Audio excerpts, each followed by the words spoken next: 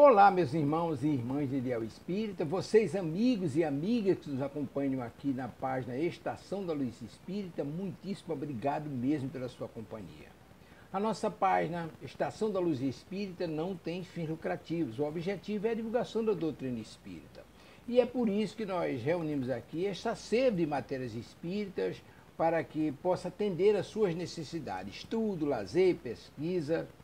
Você encontra aqui na nossa página Estação da Luz Espírita os livros da codificação, obras suplementares, entrevistas, palestras e os programas da Web Rádio Estação da Luz de Natal e Web Rádio Cristo Consolador de São Paulo.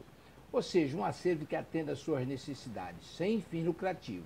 O objetivo é a divulgação da doutrina espírita. E agora eu convido você para nos acompanhar na reprodução de mais esse trabalho imperdível. Muito obrigado mesmo pela sua companhia e vamos juntos!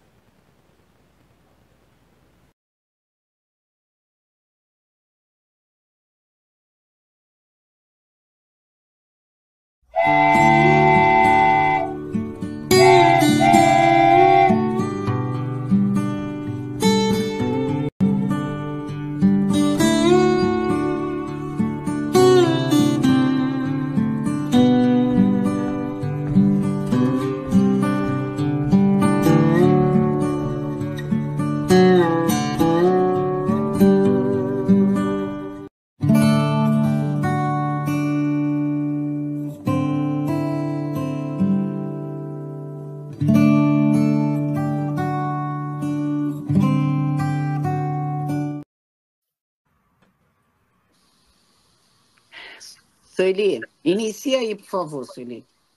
Vamos lá. Um bom dia a todos, que todos sejam super bem-vindos. Estamos aqui de volta em torno do livro Memórias do Suicida. Nós vamos começar. Hoje o assunto é muito especial, já vamos adiantando para vocês ficarem aí atentos, porque o tema está quentíssimo aos nossos corações. Então, sejam bem-vindos todos, minhas amigas aqui na tela, bem-vindas. Um bom dia a todos e vamos ao nosso Evangelho segundo o Espiritismo. E vamos ao capítulo 15, Fora da Caridade, Não há Salvação, os itens 8 e 9. A Amália, pode ler para a gente? Muito bom dia, queridos companheiros.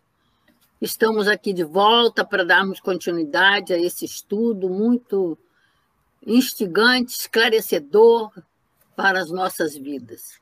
Então, vamos sempre, como sempre fazemos, no nosso preparo que antecipa, né, o nosso trabalho, que é a leitura do Evangelho e a prece. Então, estamos trazendo hoje o Evangelho, capítulo 15, Fora da Caridade Não há Salvação, nos itens 8 e 9, que trata de fora da igreja não há salvação, fora da verdade não há salvação. Enquanto a máxima fora da caridade não há salvação apoia-se sobre um princípio universal, abrindo a todos os filhos de Deus o acesso à felicidade suprema, o dogma fora da igreja não há salvação apoia-se numa fé especial em dogmas particulares e não sobre a fé fundamental em Deus e na imortalidade da alma, que é comum a todas as religiões. Ele é exclusivo e absoluto. Ao invés de unir os filhos de Deus, ele os divide. Em lugar de induzi-los ao amor por seus irmãos, ele mantém e aprova a animosidade entre os seguidores dos diferentes cultos que consideram uns aos outros como malditos na eternidade, sejam eles parentes ou amigos neste mundo, desconhecendo a grande lei de igualdade diante do túmulo. Ele nos separa no cemitério.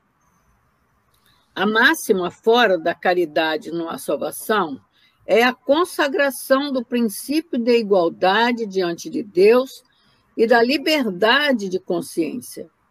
Tendo essas máximas como regra, todos os homens são irmãos, e qualquer que seja a sua maneira de adorar ao Criador, eles se dão as mãos e oram uns pelos outros. Com o dogma fora da igreja não há salvação, eles se amaldiçoam, se perseguem e vivem como inimigos. O pai não ora pelo filho, nem o filho pelo pai, nem o amigo pelo amigo. Eles se julgam reciprocamente condenados para sempre. Esse dogma da igreja é, portanto, essencialmente contrário aos ensinamentos do Cristo e à lei evangélica. Fora da verdade não há salvação seria equivalente ao fora da igreja não há salvação.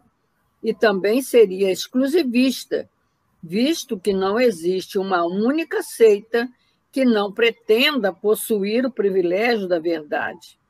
Qual homem pode envaidecer-se de possuí-la inteiramente, enquanto os conhecimentos vão crescendo sem cessar à sua volta e as ideias se modificam a cada dia? A verdade absoluta só é partilhada pelos espíritos de ordem mais elevada, e a humanidade terrestre não poderia ter a pretensão de possuí-la, porque, porquanto não lhe é permitido saber tudo, ela não pode aspirar a uma verdade relativa e proporcional ao seu adiantamento. Se Deus fizesse da posse da verdade absoluta a condição expressa para a felicidade futura, isso seria um decreto de exclusão geral, enquanto que a caridade, mesmo em sua acepção mais abrangente, pode ser praticada por todos. O Espiritismo, de acordo com o Evangelho, admitindo que se pode ser salvo, qualquer que seja a nossa crença, desde que se observe a lei de Deus, não afirma. Fora do Espiritismo não há salvação, e como não pretende ensinar ainda toda a verdade, também não diz fora da verdade não há salvação. Palavras que dividiriam em lugar de unir e perpetuariam o antagonismo. É maravilhoso, perfeito. Um bom dia. Então, vamos fazer a nossa prece. Mestre Jesus, estamos aqui, Mestre, diante da sua imagem, diante desse Rabi de olhos doces voltados até nós, nos convidando a estarmos unidos em pensamento e propostas. A nossa proposta, Mestre, hoje, nessa manhã, é que unamos, sim, o nosso pensamento em torno do livro Memórias de um Suicida.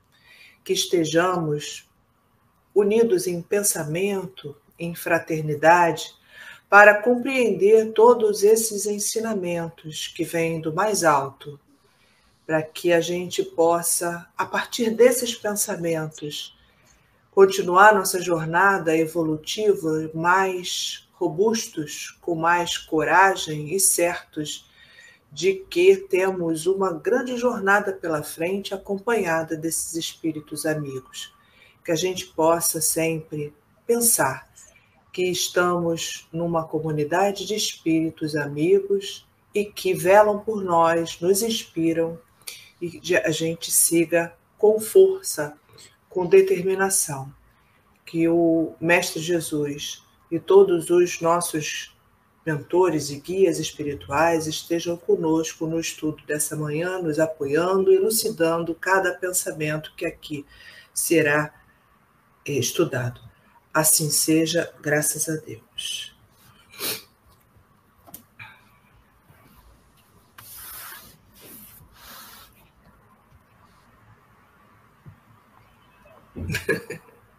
Vai, Sueli, é você. Ah, sou eu? Não sabia. Tá bom.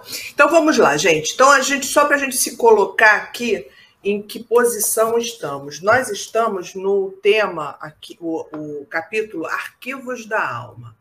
Nesse ponto aqui, esses réprobos já estão caminhando pelos departamentos para conhecer cada departamento do Hospital da Colônia Maria de Nazaré. E, nesse ponto, eles estão conhecendo um espírito em especial, que é uma lição muito séria e muito severa aos nossos corações, ainda muito endurecidos. E aqui a gente vai analisar um exemplo muito típico de um planeta ainda de expiação e prova, com muitos espíritos ainda em transformação, na sua transformação ainda usando da crueldade. E aí a gente vai acompanhar essa situação desse espírito, onde eles vão lá nesse isolamento, ele está colocado no isolamento. Nesse departamento eles vão ver espíritos endurecidos, e particular um espírito que a gente está falando sobre ele, e analisar esse espírito, como muitos de nós ainda verificamos essa situação. A gente está falando de Agenor Penalva. Então, nesse ponto, a gente vai fazer a leitura. É uma leitura um pouco longa, né? Então, Rosângela podia ler para a gente, né, Rô? Eu acho que dá para ler tudo. E tá conseguindo, Rô, ler? Sim. Tá. Depois você dá uma olhadinha no teu zap, Su. Tá. Vou ler aqui, então, tá? Tá. Então, vamos lá. O máximo que pode acontecer é uma intervenção canina, tá bom? Bom, então, se você tiver dificuldade, você me avisa que eu paro e aí você continua, tá bom? Tá bom. Você é equipe, como diz a Helena, sempre estamos em equipe. Isso. Então, vamos lá. Então, Todavia, tudo quanto obtivermos da mente de cada um será para nós como sacrossanto depósito que jamais será atraiçoado, podendo-se mesmo adiantar que apenas o mestre instrutor do paciente será o depositário dos seus terríveis segredos, guardando-os zelosamente para a instrução do mesmo, pois assim determinam as leis da caridade. Esporadicamente, como nesse momento, poderemos algo surpreender, visto tratar-se da iluminação da coletividade, ainda com maior razão quando essa coletividade se anima de boa vontade para o progresso e do critério que vemos irradiando de vós outros. No entanto, Agenor, visivelmente apavorado, com a afeição que iam tomando os acontecimentos, apelou para a mistificação, ignorando a alta mentalidade daquele por quem era servido, o qual piedosamente diminuiu a fim de ser melhor compreendido. Não, senhor, meu mestre, não, senhor. Não fui mau filho para os meus pais. As anotações que ontem apresentei dessa particularidade de minha vida são verdadeiras, juro-vos. Existe, por certo, algum engano no pormenor que vos levou a rejeitá-las. Engano e rigor excessivo para comigo. Fazeis-me escrever as normas de um bom filho, de acordo com as leis do Senhor Deus Todo-Poderoso, que eu temo e respeito? Quereis que mais uma vez eu as estude para amanhã expor minhas recordações em torno da minha condição de filho nas páginas do diário íntimo que sou forçado a criar? Analisando-as em confronto com aquelas normas? Porém, se tenho certeza do que venho afirmando em torno das minhas recordações, para que tão exaustivo labor, peço-vos antes encaminheis a quem de direito o meu rogo de libertação. Por que me fazem sofrer tanto? Não existe, pois, perdão e complacência na lei do bom Deus que tanto amo? Pois sou profundamente religioso e estou arrependido dos meus grandes pecados. Encontro-me aqui há tantos anos, passei por infernais calabouços, nas mãos da horda malvada que me arrebatou após o suicídio para a sua banda. Atormentado, vaguei por ilhas desertas antes de me submeter aos seus detestáveis desejos. Enfrentei as fúrias tétricas do oceano, abandonado e perdido sobre rochedos solitários. Durante 10 anos, me vi acorrentado à cova imunda de um cemitério onde sepultaram meu corpo asqueroso, enlameado e fétido. Perseguido fui por grupos sinistros de inimigos vingadores, batido como cão raivoso, maltratado como um réptil, corroído por milhões de vermes que me enlouqueceram de horror e angústia, sobre a tortura suprema da confusão que nada permite esclarecer, sem lograr compreender a trágica aflição de sentir-me vivo e deparar-me sepultado, apodrecido, devorado por imundos vibriões. Carregaram-me prisioneiro, os malvados, atado de cordas resistentes, e prenderam-me na própria sepultura em que jazia. Bem, quero dizer, vós já o sabeis, meu mestre, em que jazia aquele que eu amei. Sim, que eu desgracei e depois assassinei, temendo represálias da família, visto tratar-se de uma menina de qualidade aristocrata. Ninguém jamais identificou o assassino, mas aqueles malvados sabiam de tudo e, depois do meu suicídio, vingaram a morta. De tal forma, me vi perseguido que, a fim de me libertar de tal jugo, eximir-me dos maus tratos que recebia, tive de unir-me ao bando e tornar-me similar, pois essa era a alternativa que me ofereciam. Devo, portanto, ter muitos atenuantes. Depois, além do mais, aprisionado por lanceiros e masmorrado no vale sinistro, onde padeci novas séries de horrores. E agora, nessa torre, tolhido em minha liberdade, sem sequer poder recrear-me pelas ruas de Madrid, que eu tanto amava, nem respirar o ar puro e fresco dos campos, como tanto me apraz. Sou ou não sou filho do bom Deus? Ou serei irmão do próprio Satanás? Demonstrando a mais singular serenidade, replicou o mentor generoso. Em ouvindo alguém estranho as tuas eternas queixas, Agenor Penalva, suporia que se cometem injustiças no recinto iluminado pelos almos favores da magnânima diretora da nossa legião. No entanto, a longa série de infortúnios que expuseste teve origem apenas nos excessos pecaminosos dos teus próprios atos e na truculência dos instintos primitivos que conservas. Há 38 anos vem sendo pacientemente exortado a uma reforma íntima que te assegurasse situações menos ingratas. Porém, negas-te sistematicamente a toda e qualquer experiência para o bem, enclausurado na tua má vontade de um orgulho que te vem intoxicando o espírito por tolher os movimentos a prol dos progressos que dia muito deverias ter concretizado. Grande complacência há se desenvolvido aqui em torno de ti, apesar de não a reconheceres. Bem sabes que tua retenção em nosso círculo de vigilância equivale à proteção contra o jugo obsessor da falange que chefiavas.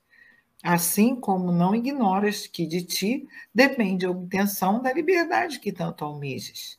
Jamais foste molestado aqui. Tesouros espirituais diariamente te oferecemos, desejosos que somos de ver-te enriquecido com a aquisição das luzes que deles se irradiam. Hóspede da Legião de Maria, foste por ela recomendado à direção desse instituto no sentido de não consertarmos tua volta ao círculo carnal, a reencarnação, sem que positivasses grau de progresso eficiente para o bom êxito dos futuros testemunhos terrenos, que serão duros, dada a gravidade dos teus débitos contra a lei. Diariamente são expostos aos teus exames os motivos que tua liberdade foi tolhida. Sabes que é culpado. Sabes que arrastaste ao sorvedouro do suicídio uma dezena de homens incautos que se deixaram embair pelas funestas sugestões das tuas manhas de obsessor inteligente, desgraçando-os pelo prazer de praticar o mal ou por invejá-los de algum modo. Assim como outrora, quando o homem desvirtuava as pobres donzelas enamoradas e levianamente confiantes, levando-as ao suicídio com amarga traição com que as decepcionavas, prenúncio do obsessor que futuramente serias.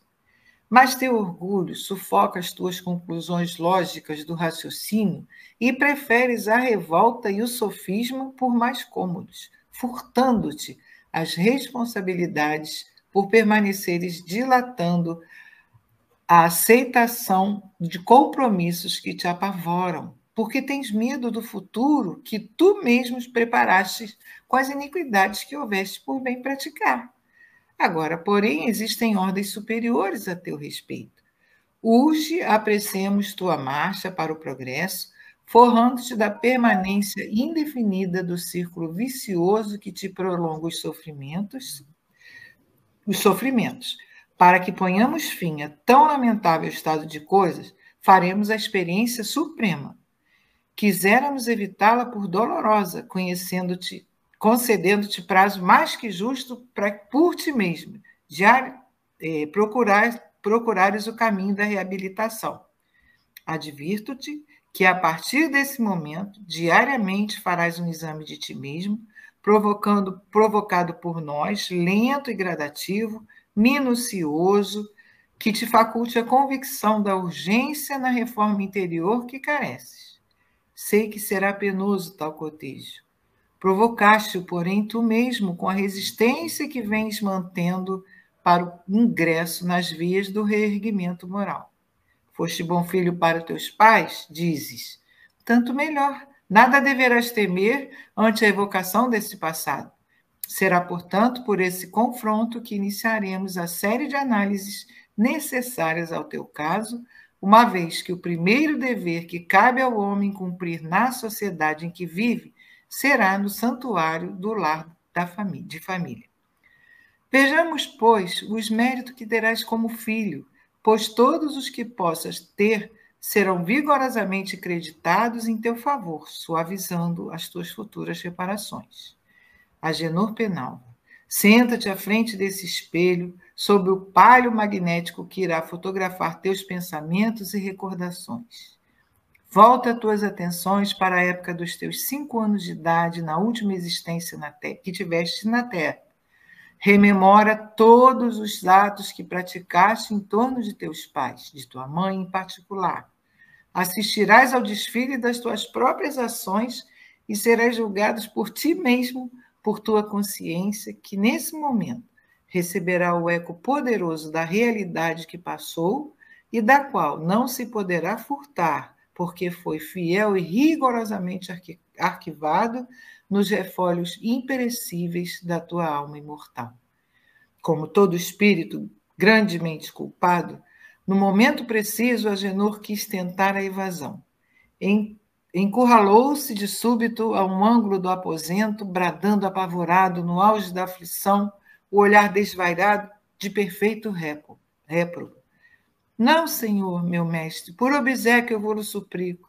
Deixai-me regressar ao meu aposento ainda esta vez, para novo preparo. Mas pela primeira vez, desde que ingressáramos no magno educandário, soou aos nossos ouvidos uma expressão forte e autoritária, proferida por um daqueles delicados educadores, pois que Olivier de Guzmán repetiu com energia: senta-te, Agenor Penalva, ordeno-te.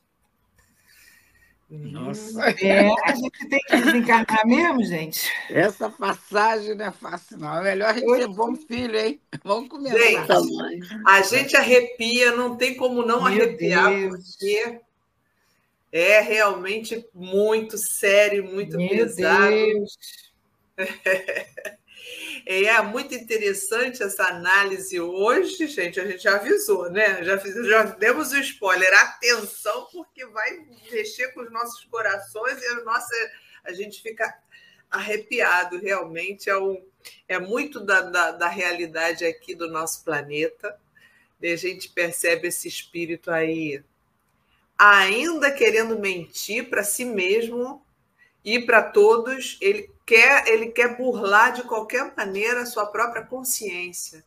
E o ponto mais importante aí dessa análise assim superficial, que a gente agora vai aprofundar, Mas 38 anos nesse mesmo processo e a pessoa paralisar ali naquele ponto é lastimável, porque você paralisa a sua evolução, o seu projeto evolutivo. Então, é muito da nossa vida aqui no planeta mesmo, como a gente atrasa a nossa evolução com as nossas dificuldades aqui pessoais, né? Vamos começar, então, analisando aqui as palavras-chave. Então, vamos no passo a passo, porque esse texto é bastante longo, mas a gente já viu o foco, a gente está aqui no Agenor Penalva, um réprobo violento, obsessor, ele era assassino, obsessor, e essa questão da família ali que a gente vai perceber aí. Então, é um réprobo que ele reuniu um exemplo aqui de todas as imperfeições e como ele está sendo tratado lá nessa colônia de uma maneira tão honesta, tão fraterna. Então, a gente vai ler aqui esse pedaço aqui, que vai resumir o ponto que a gente vai analisar. Ele nos fala assim... eu volto aqui, peraí, sou eu. Tudo quanto obtivermos da mente de cada um será para nós um sacrossanto depósito que jamais será traiçoado. Apenas o mestre e instrutor do paciente será o depositário dos seus terríveis segredos, aguardando-os zelosamente para a instrução do mesmo. As leis da caridade. Esporadicamente, como este momento, poderemos algo surpreender, visto tratar-se da iluminação da coletividade, ainda com maior razão quando essa coletividade se anima da boa vontade para o progresso. Então, essa é a proposta do livro, e essa proposta do Camilo aqui foi interessante para a gente entender que ele vai trazer essa realidade que era somente o instrutor e ele. Não interessa para ninguém saber as fofocas espirituais de cada um. Não interessa, porque só cabe a cada pessoa. E por caridade, não divulgar. Então, tem várias nuances aí nesse pedacinho que a gente separou, que é muito para a gente mesmo. Não me interessa a individualidade, as negligências de cada um para todo mundo. Isso daí a gente está falando até quando a gente trabalha no trabalho de atendimento ao desencarnado, que vem assim para a gente, né? Esses sofredores com as suas dificuldades, e ali é um grupo que só interessa para esse grupo, não interessa para a gente espalhar, nem para divulgar, e é uma instrução. Essa instrução é que a gente vai aprender aqui e por que a gente tem que utilizar dessa dor, desse sofrimento, dessa imperfeição para a gente se iluminar, para a gente aprender, para a iluminação da coletividade, né? Então, muitas vezes a gente percebe que esse assunto, esse tema foi abordado, apesar de ser muito particular, mas com uma intenção. Então, como Kardec nos propõe, né? Tem um objetivo útil para todos nós aqui. Então, a gente vai começar aqui pela Helena, que ainda não falou. Vai, hoje Helena. Você está como moderadora, aí você vai passando para a gente. Tá bom. Então, nós estamos trazendo aqui, tem vários pontos que a gente poderia estar trazendo e refletindo em relação a esse material que vai ser mexido por máquinas. A gente viu que é uma máquina. Então, aqui é quase que um contrato, né? Tudo quanto obtivermos da mente de cada um será para nós como um sacrossanto depósito que jamais será traiçoado. Isso lembra muito a assistência fraterna. Na assistência fraterna, é um contrato que você faz ali com a espiritualidade, com a casa. Não pode sair, se hoje eu atendi uma pessoa, e tem que ter muito cuidado com isso, muito cuidado, porque você pode atraiçoar a confiança que aquela pessoa está depositando, e na casa, né? E nos benfeitores da casa, porque ali a assistência fraterna é um trabalho mediúnico, de intuição. Então, a gente pode estar trazendo do Evangelho de Jesus a questão do perdoai para que Deus os perdoe. Quer dizer, ali, se ele não tiver o auto-perdão, não vai acontecer. Ele pode... Perdoado ele já está sendo. Mas você vê que ele ainda está se auto-enganando, está no auto-engano, ele ainda não entrou no processo do autodescobrimento, do perceber como ele é. Então a gente tem, será até 7 vezes? Eu preciso me perdoar, porque aqui a gente tá falando daquilo que Jesus falou, uma das partes que Jesus mais comentou no seu evangelho, que essa pesquisa o professor José Jorge fez e passou para a gente, mais de 40 vezes nos evangelhos se falando sobre a questão da necessidade de perdoar. Para que Deus vos perdoe. A pergunta é, perdoai para que Deus vos perdoe. Aí a gente tem aí de Mateus, o 18, 22, nós temos de Mateus 5, 7. Jesus respondeu, quando Pedro perguntou, será até 7 vezes? Eu não digo até 7 vezes, mas até 70 vezes 7 vezes. Aí embaixo, para que perdoai para que Deus os perdoe. Bem-aventurados os que são misericordiosos, porque obterão misericórdia. Então a gente está fazendo um pupurri dessas máximas de Jesus em relação à questão do perdão, do auto-perdão. Se perdoardes aos homens as faltas que lhes cometerem contra vós, também vosso Pai Celestial vos perdoará os pecados. Mas se não perdoardes aos homens quanto vos tenham ofendido, vosso Pai Celestial também não vos perdoará os pecados. Então aqui é muito usada a palavra pecado, mas agora a gente, na releitura do Evangelho, da doutrina espírita, a gente sabe que era questão de terminologia da época, né? Então, as terminologias elas vão alterando, elas vão mudando.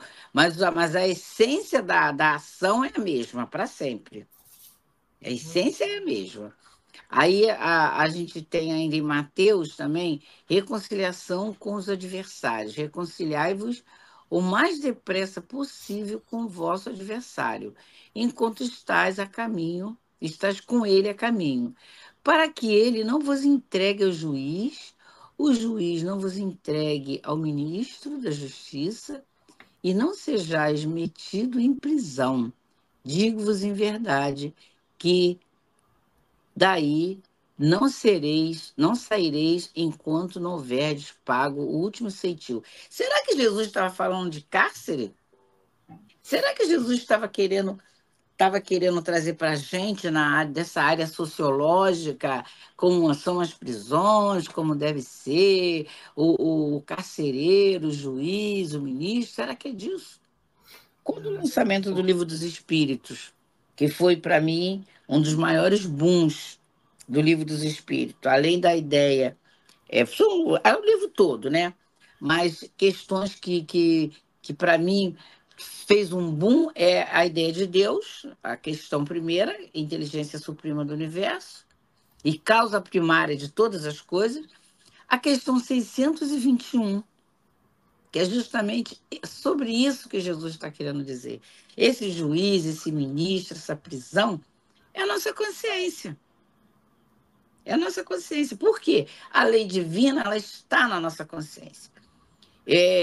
Eu vou passar depois para vocês, não dá para passar agora. Eu não vou falar o nome da pessoa, porque vocês, quando eu passar, vocês vão saber. Tem um estudioso, ele se diz espírita, né? Que ele está divulgando a questão da defesa contra o suicídio. Aí ele está fazendo uma análise, depois vocês vão prestar atenção bem na análise dele, ele está fazendo uma análise que, em relação àquela legislação suíça que permite que você possa ter um suicídio assistido. Existem clínicas. Quando eu tive a oportunidade de estar com as nossas irmãs espíritas lá na Suíça, nós fomos, a pessoa, as amigas, vamos passar na rua, não entramos não, lógico, mas passamos na rua quando ela falou, essa aí é a clínica de suicídio assistido.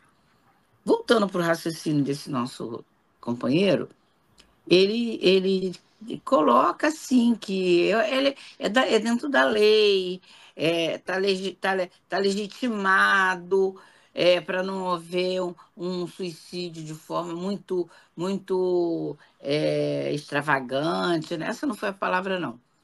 Mas ele usa a questão 957, só que não usa a questão propriamente dita, usa uma parte da questão, essa é a grande questão, né? Não usa lá aquela grande instrução da 957, que é em qualquer situação, em qualquer tipo de suicídio, Kardec fala realmente que tem muitas causas, a gente não pode tá julgando isso, com certeza, se ele usa, mas na resposta dos espíritos a palavra desapontamento. Em qualquer tipo, em qualquer situação, o grande problema é o desapontamento. Então, ele faz um debate, um discurso, né? Um debate não, um discurso, quase que negando a questão da expiação, até como se fosse alguma coisa de mau entendimento da doutrina.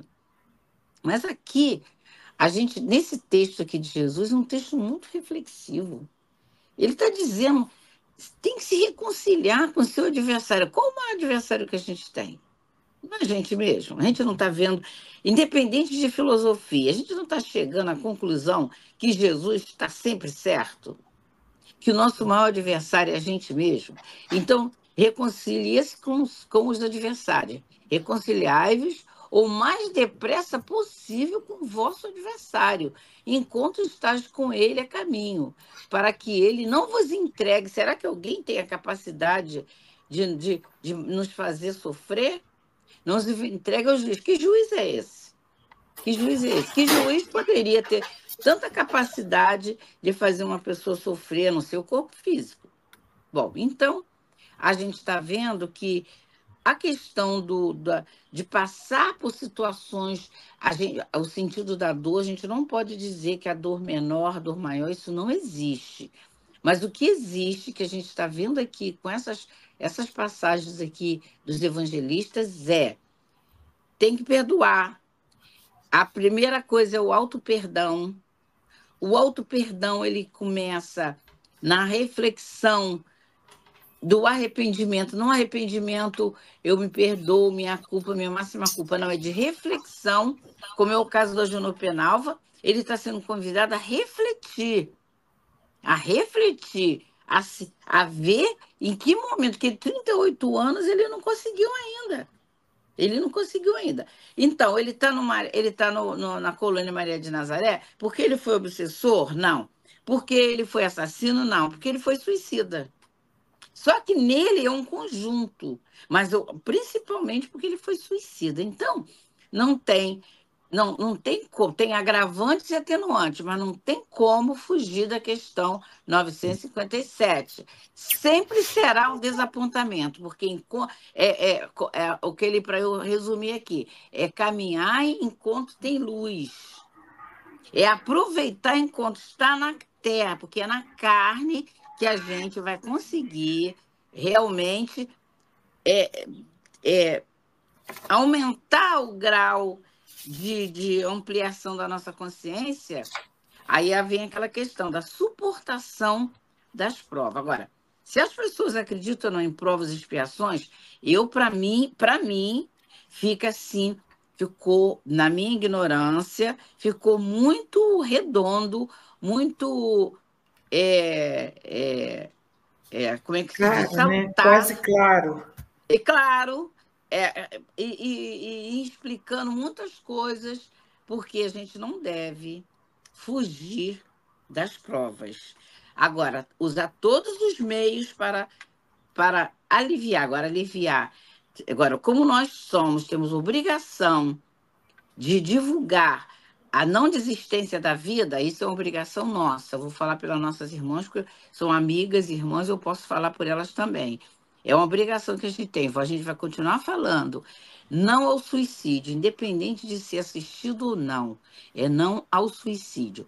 Passar aí para Ô, Helena, Sueli. de toda forma, o suicídio assistido, tem até um filme que espelha muito bem isso, Antes de Você, como eu era antes de você, muito bom. Porque no final, quando ele decide e é autorizado e ele faz, eu pensei na hora, eu falei, meu Deus, quando ele Esse filme mostra. Quando ele acordar do outro lado, ele vai ver que estava no finalzinho da prova, de repente faltava uma coisinha de nada e ele se comprometeu com a lei. Porque não tem como fugir disso. Eu lembro que a Dona Ideia, e acredito que a Amália com certeza lembra da Dona Ideia, e talvez você lembre também, ela contava uma história de uma jovem que ela estava acompanhando e que ela engravidou, escondido dos pais, aquelas coisas. E por fim, ela se matou. E aí o doutor Erma falou para ela que ela tinha se matado um pouquinho antes, que ela ia perder o neném, ia desencarnar naturalmente, dias depois. E ela optou por sair pelo suicídio. Quer dizer, não tem como você entender que você possa justificar uma coisa dessa ou defender uma coisa dessa. Realmente, eu concordo com você. Nossa bandeira é pela vida, sempre. E porque a gente não tem ideia dos desígnios do Pai. Então, mas a gente sabe que a gente está passando por aquilo, nossa compreensão de sobrevivência e de vida futura é uma expiação, isso é um fato. Então, às vezes, está pertinho de acabar e a gente corta o processo e aí cria um problemão. Isso realmente é muito sério. E só mais uma coisa que eu gosto, que eu acho muito importante, quando a gente coloca ali, perdoai para que Deus os perdoe. Se perdoares, Deus vai te perdoar. Parece que é uma barganha, eu vou perdoar para que Deus me perdoe. Como você lembrou bem, é a lei. É ação e reação. Conforme eu agir, eu vou receber. Isso não é uma barganha. Quer dizer que eu só vou ser perdoado se eu perdoar?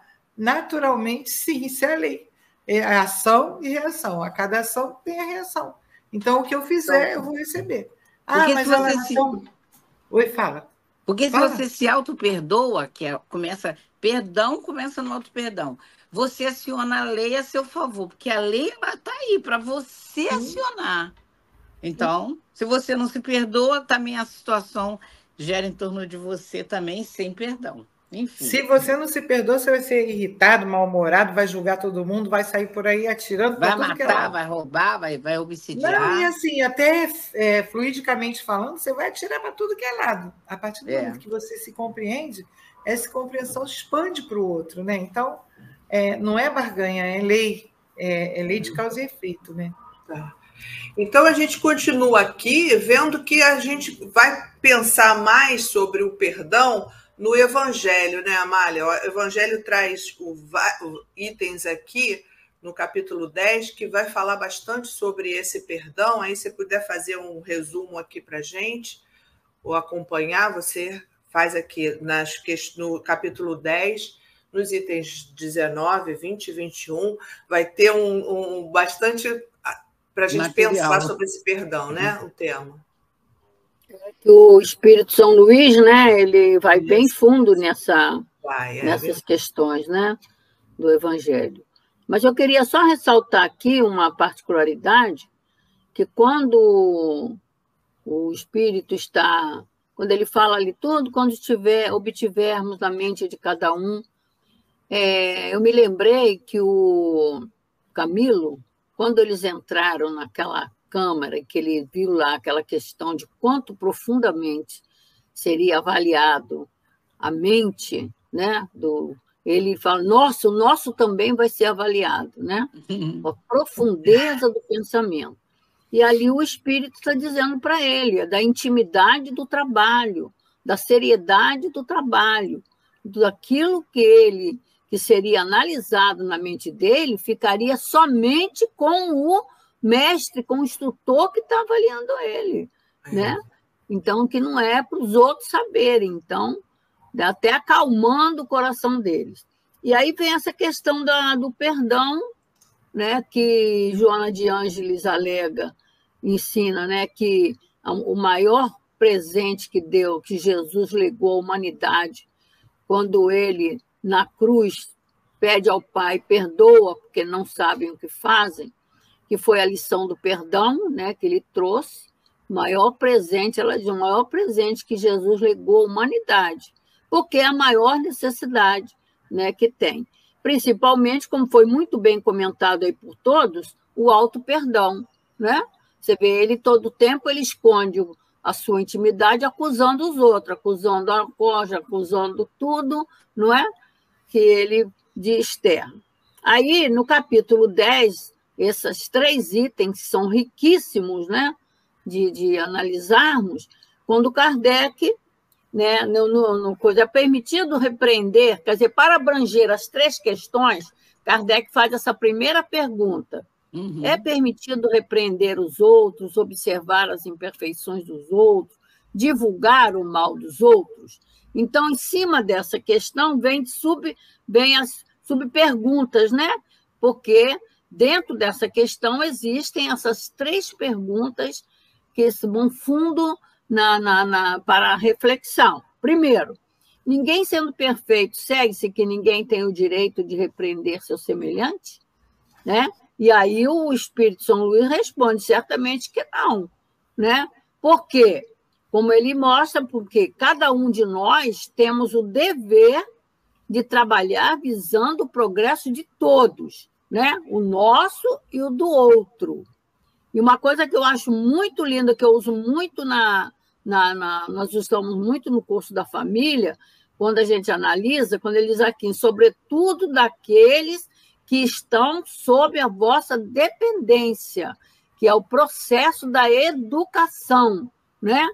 Que está aonde? Na mão, principalmente, dos pais e daqueles que trazem a responsabilidade de conduzir o outro, de ajudar o outro. Porém, ele alerta que é para fazer isso com moderação, até mesmo com relação aos próprios filhos, né? Que aí também a gente vai dizer até conosco mesmo, porque não adianta você entrar na coisa do sentimento de culpa, do remorso e não sair dele, né?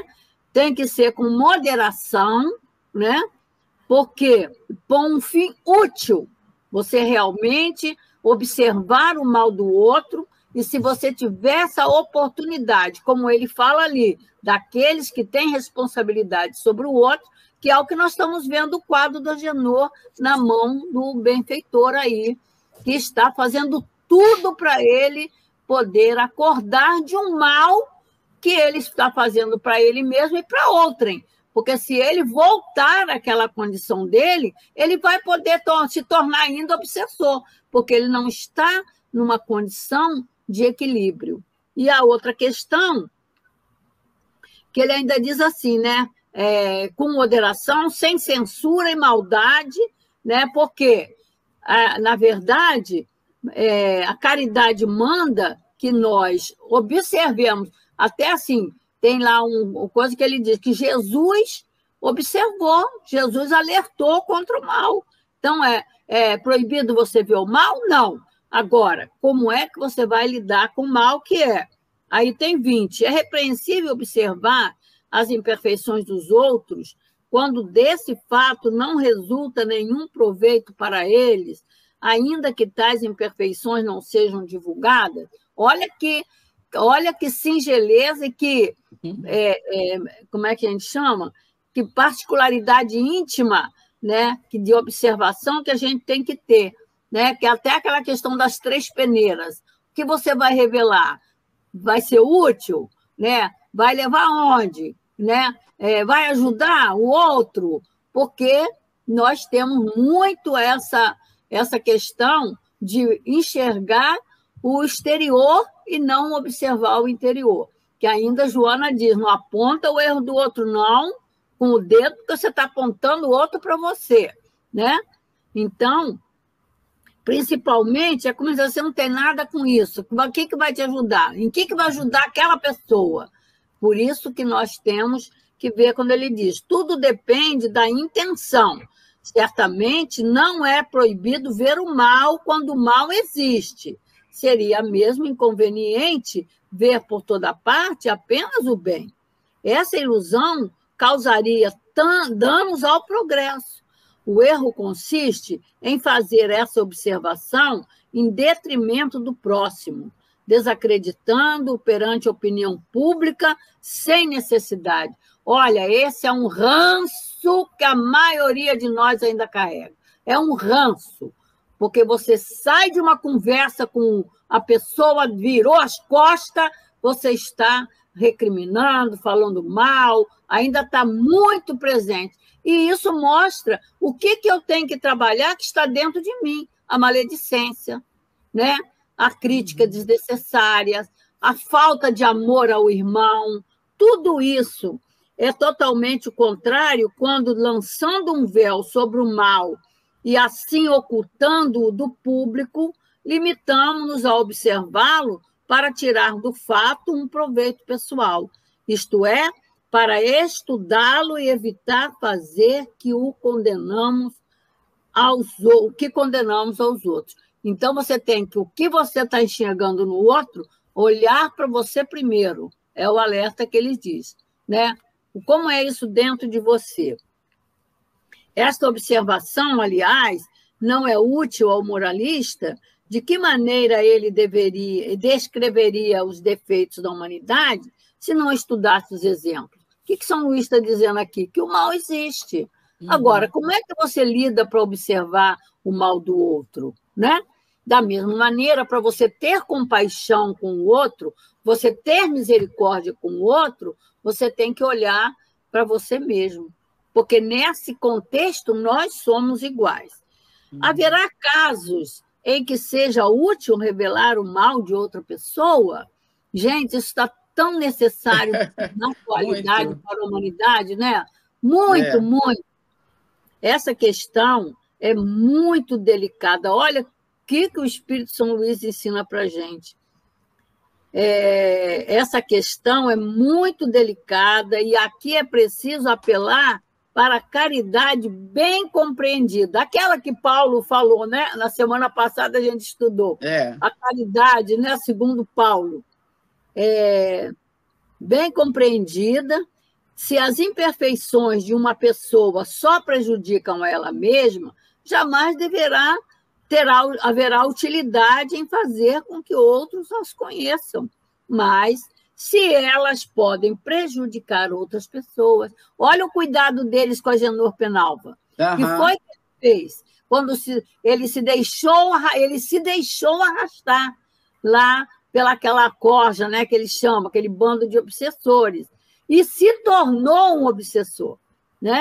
Então, por isso, a preocupação maior dos benfeitores com ele é exatamente que, se ele cair de novo naquele tipo de situação e de vida, ele voltará a fazer todo o mal, né, que foi citado lá na história dele. Induziu quantas jovens ao suicídio, quantas pessoas ele induziu ao suicídio, quanto mal ele fez às pessoas, né?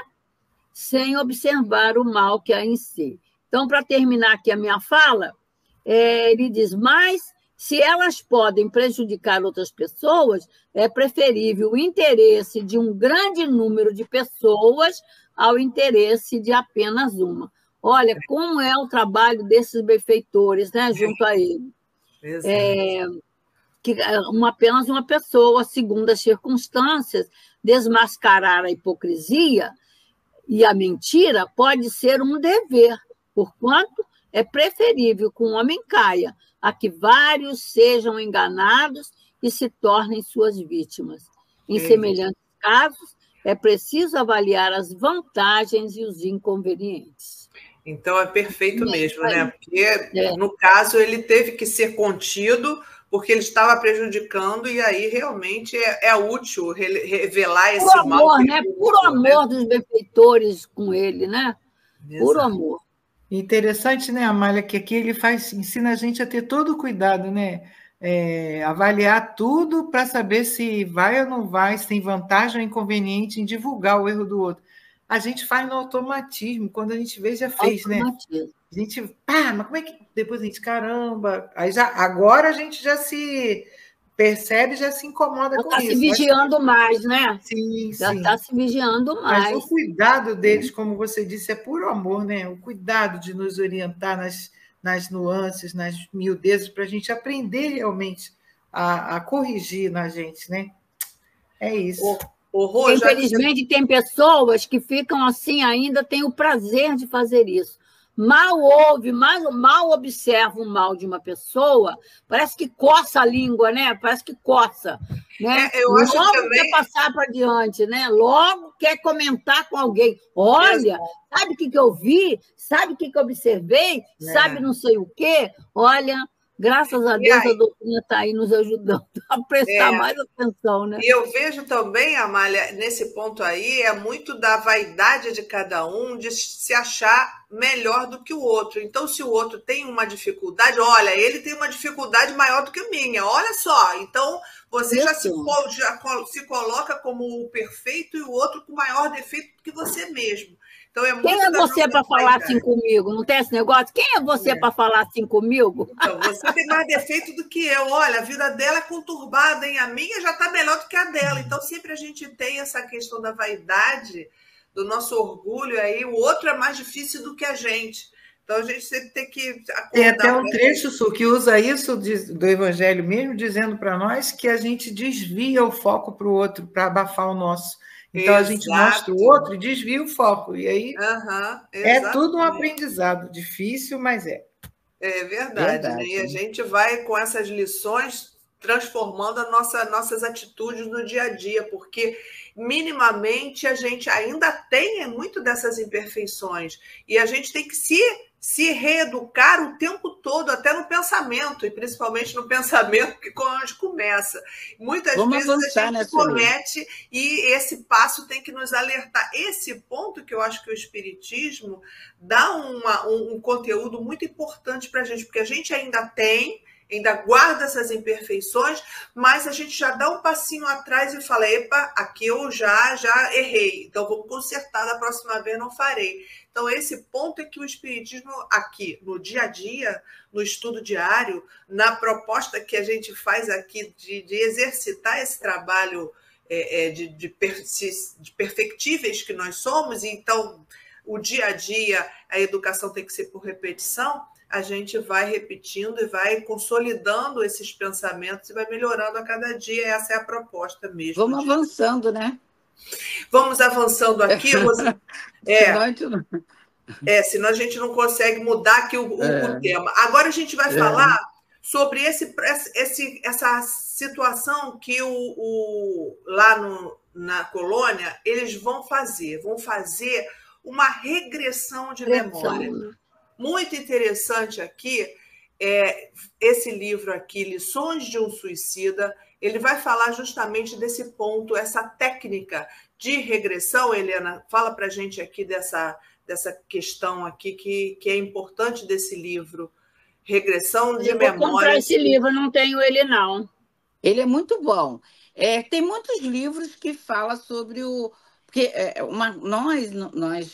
nossa obrigação no TVCELD é estudar o livro Memória de um Suicida. Todo mundo já dá para saber que a gente está sempre falando.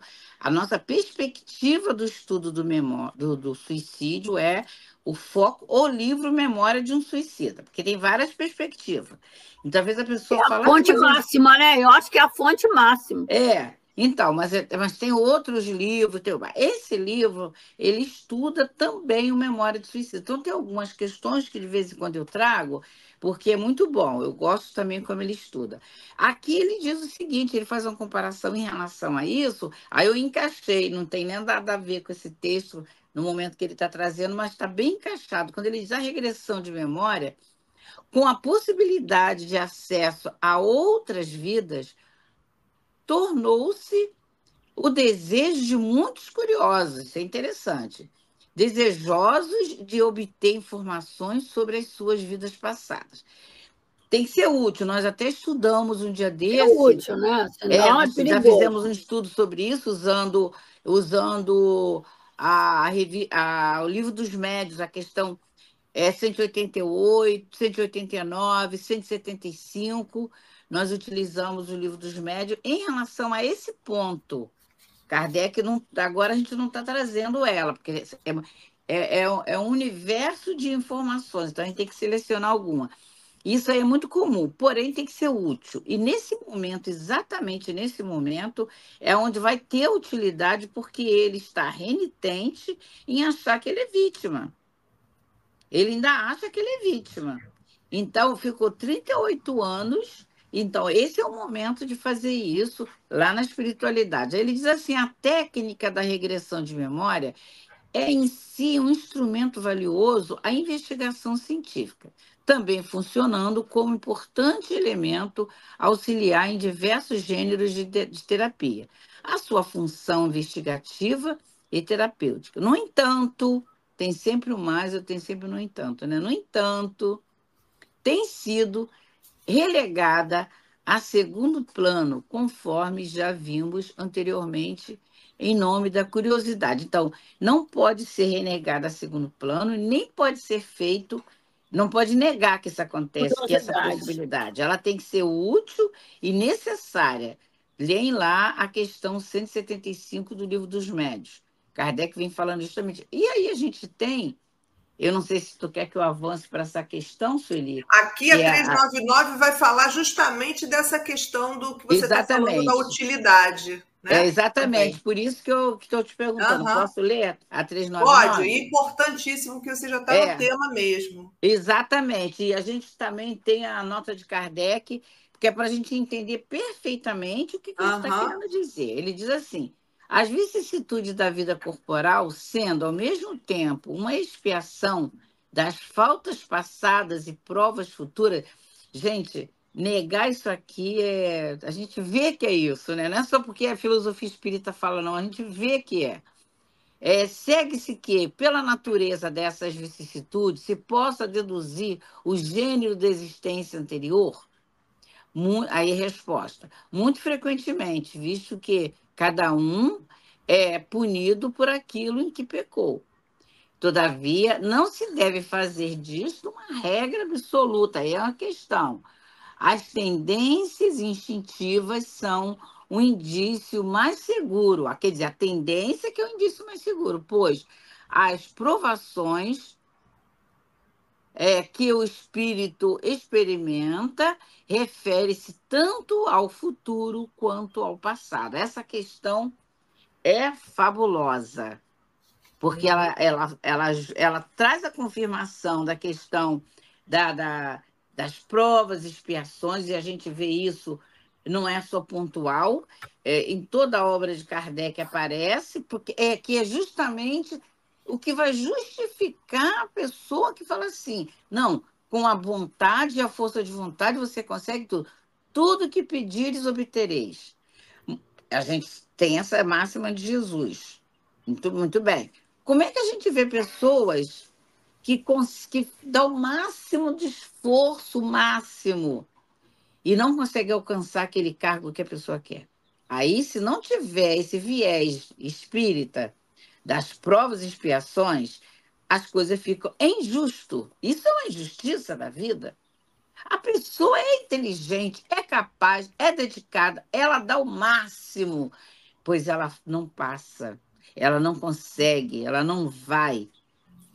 Aí a gente tem outro recurso, porque isso fica um hiato no mundo, na filosofia materialista do mundo, fica um hiato isso. Mas a doutrina espírita ela vem preenchendo justamente com isso. É uma expiação. Aquela pessoa que no passado utilizou por ter encargos de mando só para os amigos, cambiou, lucrou. É óbvio que ela só vai ter paz o dia que ela conseguir reatar aquilo com a lei, que é a lei que está na consciência dela. Aí Kardec, na nota, vou pedir a Sueli para avançar aí para chegar até na nota, o que ele diz aqui na nota para todos nós? Ele diz assim, ó, ao chegar ao termo marcado pela providência para a sua vida. Lê para mim aí, Amália, que eu estou aqui no celular. E chegar ao termo marcado pela providência para a sua vida errante, o espírito escolhe ele próprio as provas a que quer se submeter para apressar seu adiantamento. Isto é, o gênero de existência que julga o mais apropriado para lhe fornecer os meios, e essas provas estão sempre relacionadas com as faltas que ele deve expiar. Se delas triunfa, eleva-se. Se sucumbe, tem que recomeçar. O espírito goza sempre do seu livre arbítrio. É em virtude dessa liberdade que, no estado de espírito, ele escolhe as provas da vida corporal e que, no estado de encarnado, ele delibera se fará ou não e escolhe entre o bem e o mal. Negar ao homem o livre-arbítrio seria reduzi-lo à condição de máquina. Tendo retornado à vida corporal, o espírito perde momentaneamente a lembrança das suas existências anteriores, como se um véu as ocultasse. Todavia, algumas vezes, delas possui uma vaga consciência, e estas podem até ser reveladas em certas circunstâncias.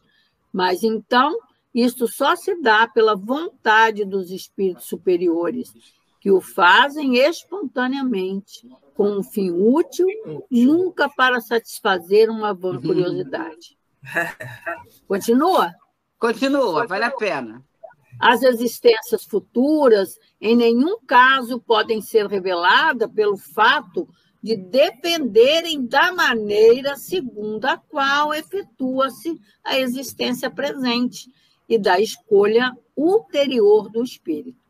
O esquecimento das faltas cometidas não constitui um obstáculo à melhoria do espírito, pois, se não tem uma lembrança precisa delas, o conhecimento que delas possuía no estado errante e o desejo que experimentou de repará-las guiam-no e através da intuição e dão-lhe a ideia de resistir ao mal.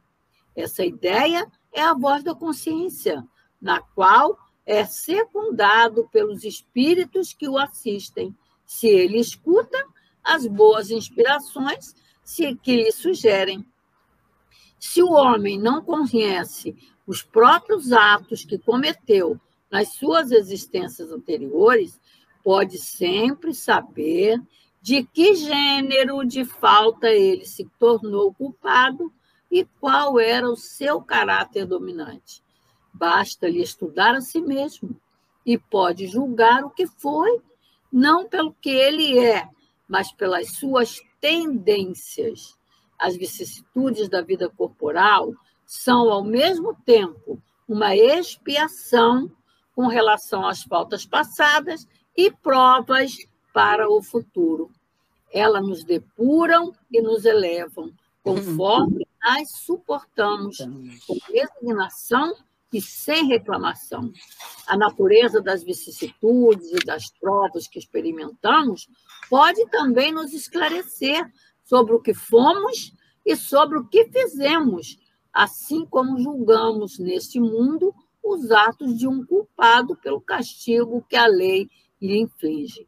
Assim, este será castigado no seu orgulho, pela humilhação de uma existência subalterna, o mal rico e o avarento pela miséria, o que foi cruel para com os outros pelas crueldades que sofrerá, o tirano pela escravidão, o mau filho pela ingratidão dos seus filhos, o preguiçoso por um trabalho forçado, etc. Gente, fabulosa essa questão e essa nota de Kardec. Né, passa a palavra para a Sueli. Mas realmente, né, gente, é o resumo mais fidedigno do que a gente já conhece, do que é a razão das nossas vicissitudes. As razões, é só a gente analisar o que a gente foi antes, que a gente analisa, não precisa ir na cartomante, a gente não precisa desses acessos, não precisa saber as vidas passadas. A gente entendeu aqui, pelo próprio autor que colocou sobre essas regressões, às vezes ela é terapêutica, mas precisa ser feita com muito critério e com um profissional muito conceituado e respeitoso com as nossas histórias pregressas, porque muitas vezes ele vai, dentro das nossas memórias mais profundas, resgatar uma memória que muitas vezes vai nos ferir e não vai ter um resultado positivo, mas pode ser bem conduzido, se bem conduzido, nos auxiliar numa transformação de compreensão de por que nós estamos passando por uma dificuldade e nos transformarmos, porque muitas vezes a gente tem uma vicissitude e não se conforma com aquela situação. E o Espiritismo já nos traz essa realidade sem a necessidade da gente voltar aqui, a não ser que seja por casos bem terapêuticos e necessários. Porque muitas vezes, da maioria das vezes, a gente, se olhando, a gente já entende o que a gente está passando por aquela dificuldade e aí a situação fica mais confortável para a gente passar pela dor com mais assertividade.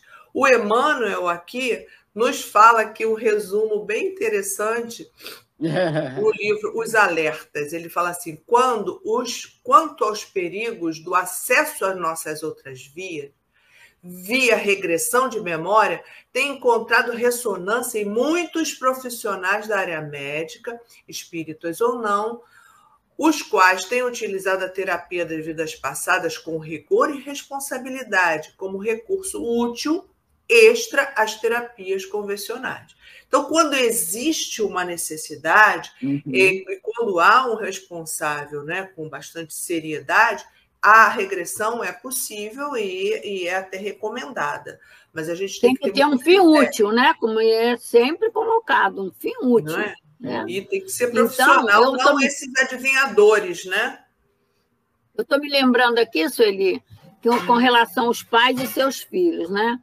Que a maioria dos pais não conhecem seus filhos, né? Não conhece. Por isso, as grandes decepções, as grandes ingratidões, mas, como a doutrina espírita nos alerta, e a gente está vendo muito claro aí, se você, desde o berço, como diz Leon Denis, desde o berço, o espírito precisa ouvir o não, né? Então, desde o berço, eles já começam a apresentar as tendências, que é o que nós, não, a maioria de nós, não prestamos atenção, né? Às vezes, assim, a fulaninha é tendente a fazer isso, mas presta atenção que aquilo ali é o quê? É bom ou é mal? Então, por isso, é um meio que nós temos de conhecer, como foi colocado aí, né? Então, analisa as suas tendências. Mesmo adulto, nós temos que analisar as nossas tendências. Amália, o Kardec coloca, né, no capítulo 2 da Gênese, eu sempre olho essa questão, assim, no capítulo 2 ele fala sobre bem e mal, e ele vai falar de instinto, né? E ele nos fala que o instinto de mãe é um instinto mais seguro, que o instinto é na natureza mais interna que a gente tem, que a gente reage ao instinto, então é uma questão muito interna e importante, é o primeiro recurso que a gente utiliza. E o instinto de mãe é um instinto mais ligado, inclusive, a Deus. E exatamente essa questão que você está falando aí dos pais de conhecer, e os filhos sempre têm uma questão que o meu irmão é bem tratado, eu sou mais a minha mãe não cuida, é diferente, faz diferença entre irmãos.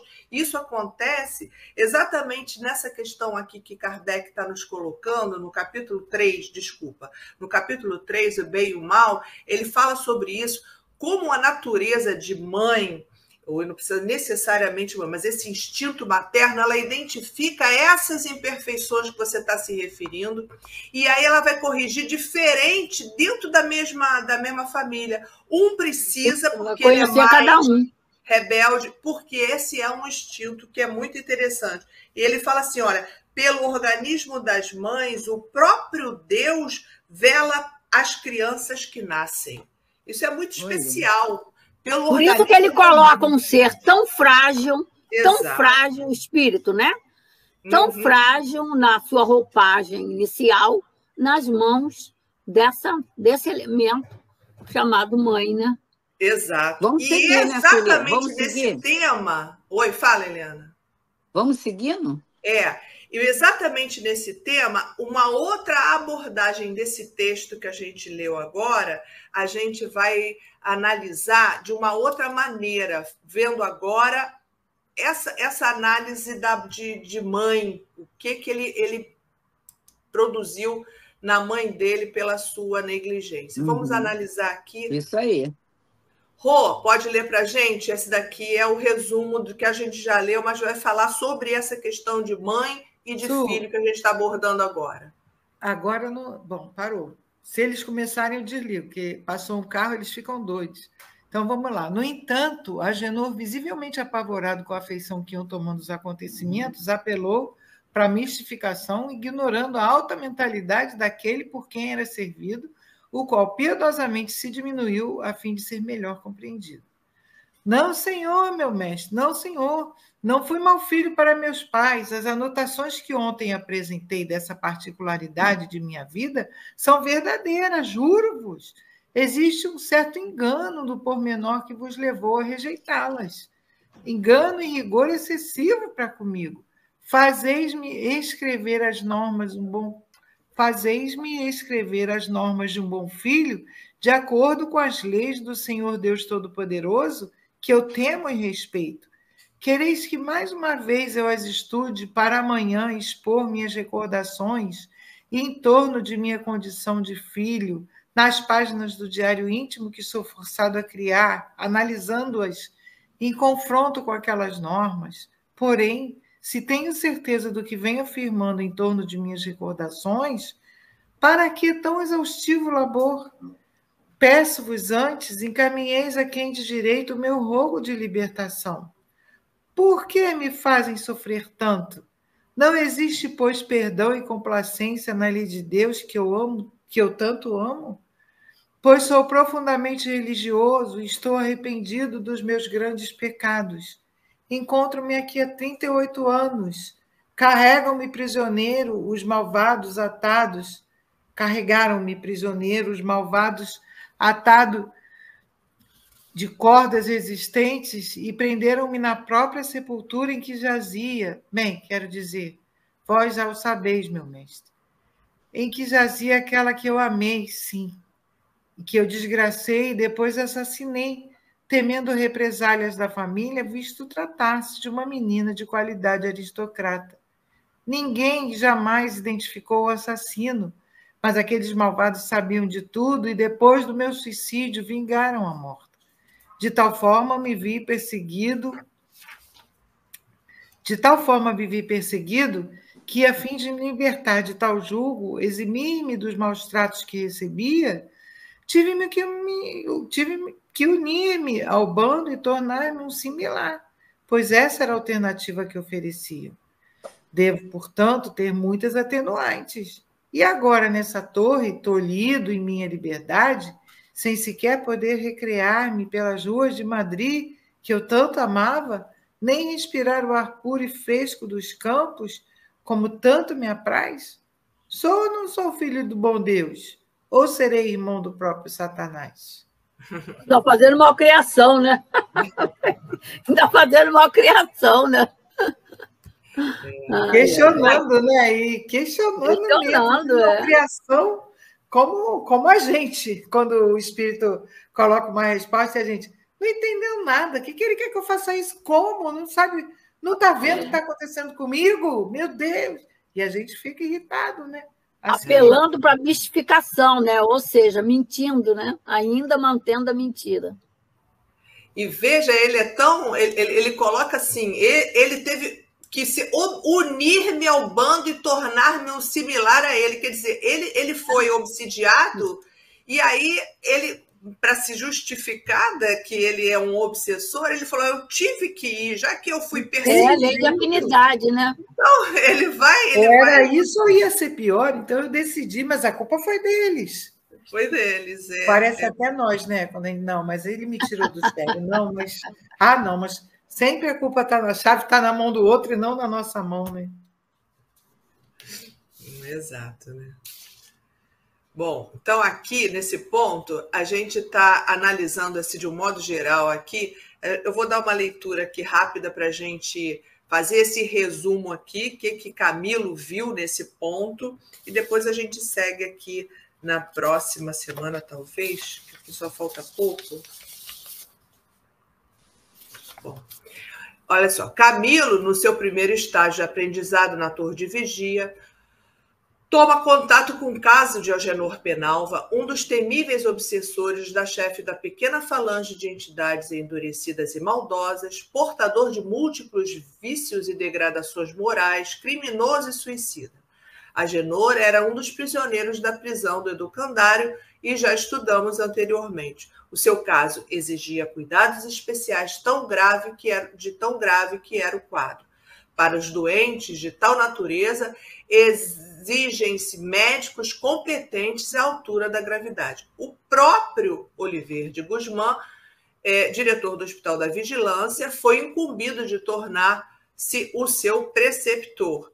E entre os métodos que ele usou foi o da regressão de memória, considerado um meio didático, enérgico, quase violento, sim, porque ele vai se olhar de frente, aí é o próximo momento que a gente vai ver ele se olhar e ver realmente quem ele era e o que ele de fato fez dentro da sua consciência. O prisioneiro, então, tinha aulas regulares, orientado pelo seu orientador, né, e que expunha os temas a serem examinados, e o aprendiz tinha que anotar no caderninho, analisar e meditar. O aluno, então, foi se relacionando com as suas próprias ações, e esse método é baseado num diálogo. Então, ele vai fazer esse exercício, vai tirar suas dúvidas e vai exercitar assim como um aluno. Isso daí durante 38 anos, né? Então, não é uma coisa que a gente veja que a facilidade da gente se transformar. Por isso, as reencarnações, porque esse é um caso assim, muito especial e a gente precisa de muitas encarnações para se entender, né? Por se tratar de lidar com o espírito rebelde, né? Aí ele está mostrando que não é fácil nem para os superiores. Então, ele passou 38 anos e ele vai ter que aplicar-se ao indispensável estudo de si mesmo. A gente já não poderia fazer isso a partir de agora? Será que precisa ir lá e ficar no presídio e com esse educador todo dia, com anotação? A gente já tem capacidade, né, para isso. Nós temos inteligência e já estamos desenvolvendo a nossa consciência com essa capacidade de se olhar para si mesmo. Tudo no seu tempo. Nesse momento preciso, o Espiritismo já abre essa nova porta realmente para a gente se olhar. Temos, sim, capacidade. Muitas vezes, assim, a análise mesmo com o analista, quando precisa, é necessário, ou a evangelioterapia, mas a terapia com o psicólogo ou com o psicoterapeuta é esse trabalho aí que se faz lá no plano espiritual. É muito interessante e educativo, e importante. É o trabalho do momento, né? É o trabalho do momento. Como as pessoas, graças a Deus, estão buscando, né? Uhum. As terapias. As terapias... Desculpa. A gente vê que é uma reflexão aqui que causa na gente também, quando a gente vê uma situação da outra pessoa, quando a gente lê uma obra, quando a gente vai fazer um estudo, a gente vê o quanto é difícil as pessoas terminarem o estudo, darem continuidade ao estudo, cada um tem as suas dificuldades, a gente também tem. E aí a gente, da mesma forma que isso é difícil, e isso causa na gente uma certa reflexão, meu Deus, olha como eu também tenho que ter muito cuidado, todo mundo vai passar por fase difícil, a gente tem as nossas imperfeições. É a reflexão que Camilo faz aqui, ó. A delicadeza e gravidade desse mergulho está aí, mas acho que está mais à frente, né, Sueli? Logo após esse texto que tem aí. É a reflexão que Camilo faz. Ele se compara, né? Pois eles viriam viram e eram quadros dramáticos, repulsivos, que se sucediam em cenas de um realismo comovedor. E isso acontece quando a gente vai na obra de André Luiz, é a mesma coisa. André Luiz também lá, ainda no umbral, ele via as cenas se repetirem. Porque é o mecanismo da lei. No caso aqui, é um processo já de terapia. Mas o fundo disso está no mecanismo da lei, porque no perispírito tem o arquivamento. Tem a liberação. Então, no caso, como ele estava preso, engessado, cristalizado na ideia de que ele era uma vítima, foi preciso colocar. Olha, antes de colocar na máquina, que é uma máquina espelhada, ele ficou 38 anos para que ele pudesse naturalmente fazer essa reflexão. A gente não precisa esperar uma dor bater na nossa porta para a gente mudar. O problema é que a gente não muda, aí a dor bate. Né? Aí a dor bate, aí a dor é o reflexo, é o espelho. E essa orientação, né, Helena, do conhece a ti mesmo, ela é milenar, né? A gente vê que Sócrates, 500 anos antes de Cristo, tinha lá na parte da frase que estava no portal da sua escola de filosofia, era conhece a ti mesmo, que ele já pegou dos hindus, quer dizer, isso sempre foi uma linha para a humanidade. Mas a gente adora conhecer os outros, né? A gente conhece o outro, sabe tudo do outro, define o que ele fez certo, define o que ele fez errado, e nós mesmos a gente pega e dá essas escorregadas, né? Agora, graças a Deus, a gente já está se olhando, já está olhando e falando, caramba, meu Deus. Fica tão assim que a gente nem conta para ninguém, pede até para o guia não estar perto, ninguém está perto percebendo, né? Mas é uma coisa que a humanidade sempre ouviu. O Hermínio Miranda, não é Hermínio Miranda, não. É um outro. Mas não é o Filomeno, né? Não, é um outro. Também não. Agora me fugiu o nome. Herculano Pires. Ele diz que o espiritismo veio num momento em que a inteligência do homem já é capaz de abstrair e entrar para dentro de si mesmo, que até então a vida inteira a gente se bloqueou e vive só no concreto e botando culpa no próximo, na mãe, no irmão, no vizinho, a gente sempre coloca. E agora com o espiritismo a gente volta para nós mesmos, que já temos uma inteligência abstrata. Então, o espiritismo é a religião que vem num momento onde a nossa inteligência, como Jesus, lá naquela época, ele falava sempre no concreto, ele usava sempre o concreto para fazer, por isso que as parábolas foram mais compreendidas agora do que naquela época, pela maioria, exatamente porque nossa inteligência já é capaz de absorver esses conhecimentos. E por isso a gente agora não precisa mais da gente... A inteligência já entra dentro da nossa imperfeição, porque a gente já observa essa sua natureza, a sua consciência, e já para se perdoar e se consertar. Então, é um momento muito especial e auxílio do Espiritismo vem melhorar muito nossa situação de encarnados aí, melhorando cada vez mais no nosso projeto. É verdade. Vai dar tempo de a gente seguir esse... Não, a gente já vai terminar. Falta 2 minutos, 3 minutos. Então, 2 minutos. Paramos aí na página 11, 2.2. Isso, já anotei aqui. Tá ótimo, então. Então, tá ótimo. Vamos analisar a fala abaixo de Agenor Penalva. Então, a gente vai continuar na semana que vem ouvindo mais esse conteúdo aqui de Agenor Penalva, que é especial do livro. Eu acho que é um foco importante, porque é a representação do mundo de expiação e prova que a gente está vivendo aqui, se não somos nós, porque já estamos um pouquinho mais avançados que ele agora, nessa encarnação. Porém, a gente ainda verifica esse tipo de espírito aqui convivendo conosco, né? Então, vamos finalizar com a nossa prece. Rô, pode ser a prece, querida? Pode sim. Então, vamos lá, meu irmão. Agradecendo profundamente a Jesus aos amigos espirituais que nos secundam nessa atividade, por esse estudo tão rico e profundo que nos ajuda, antes de mais nada, a entendermos a finalidade da nossa existência, da nossa encarnação, que é vencermos a nós mesmos. Então, Senhor, com muita gratidão a Ti, a Deus, nosso Pai Criador, a esses irmãos que nos amparam, que não nos deixam desistir, que estão sempre nos dando força, que nos permitem ter certeza absoluta que em momento algum nós estamos sozinhos. Nós te pedimos, Jesus, que Tu nos ajude para que tenhamos uma semana de muita paz, de muita luz nas nossas escolhas, de muito equilíbrio, de muita compreensão da lei do Pai. E permita, Senhor, que então, em Teu nome, em nome de Deus e desses irmãos que nos secundam, que nós possamos encerrar o nosso estudo da manhã de hoje com muita gratidão e um desejo sincero de que tenhamos realmente muita paz em nossas almas. Obrigada, Senhor, graças a Deus.